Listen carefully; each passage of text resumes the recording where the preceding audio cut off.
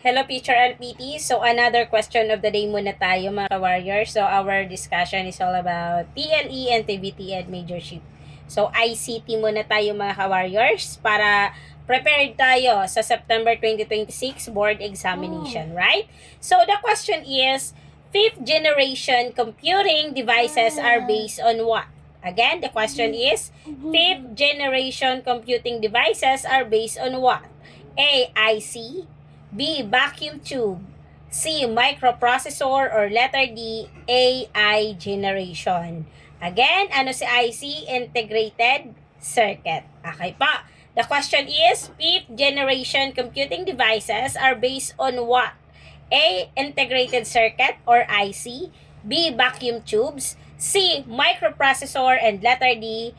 AI generation. So, teachers, ano po ang tamang sagot dito, mga ka-warriors? Okay?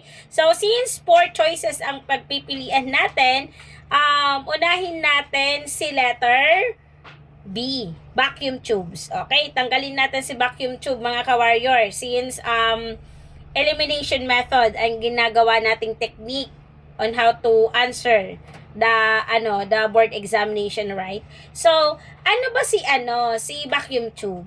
Okay. So, si vacuum tube po is belong to the first generation. Ano nga po ulit si vacuum tube? Siya po ay nasa first generation of computer. So, ibig sabihin, itong machine na to were very large and consume a lot of power and also generated excessive heat. So, that's why this is far from the advanced technology of the fifth generation. Kasi nga po, si vacuum tube, first generation of the computer. Next na tatanggalin natin, teachers, is si integrated circuit. Okay, so, si integrated circuit po or IC, si letter A, mali po siya. Kasi pag sinabi nating integrated circuit, it is the third generation of the computer. Pang-ilan nga po si integrated circuit? Pangatlo, third generation of the computer. Ibig sabihin, this generation replaced transistor and made computer smaller, faster, and more reliable. Okay pa? So, kumbaga, hindi po siya yung hinahanap natin na fifth generation of computing. Again, vacuum tube, first generation. Si integrated circuit or IC, third generation naman po siya. Okay. So, we have 2 choices, mga ka-warriors. Alright. So, dito, may dalawa tayong pagpipilian. Either AI generation or si microprocessor, si C and D. So, choose the best among the best. What is the correct answer, teachers? Is that C or D? Ayan. Ang tamang sagot is AI generation. Ang fifth generation po ng computer is si AI generation. Mali po si microprocessor. Again, bakit mali si microprocessor? Si microprocessor po is a fourth generation of computer. Pang-ilan si microprocessor?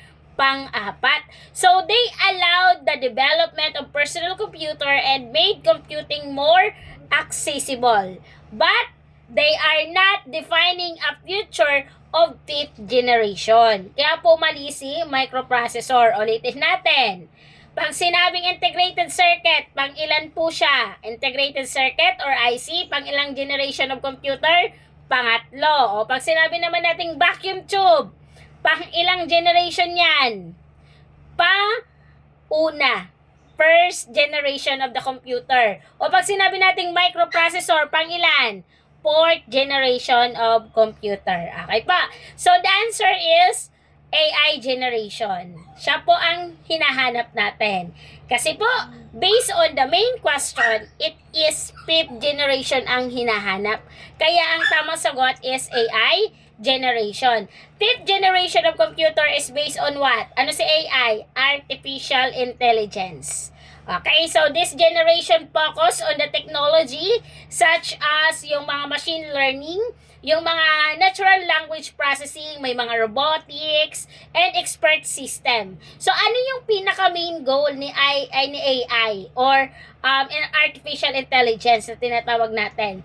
The goal is to create a machine that can simulate as a human intelligence and decision making. So that's why pag tinanong kayo sa board exam kung pang ilan ang fifth generation, ang isagot ninyo is AI, Artificial Intelligence. Pag tinanong naman, ano naman yung pang fourth generation, isagot nyo microprocessor.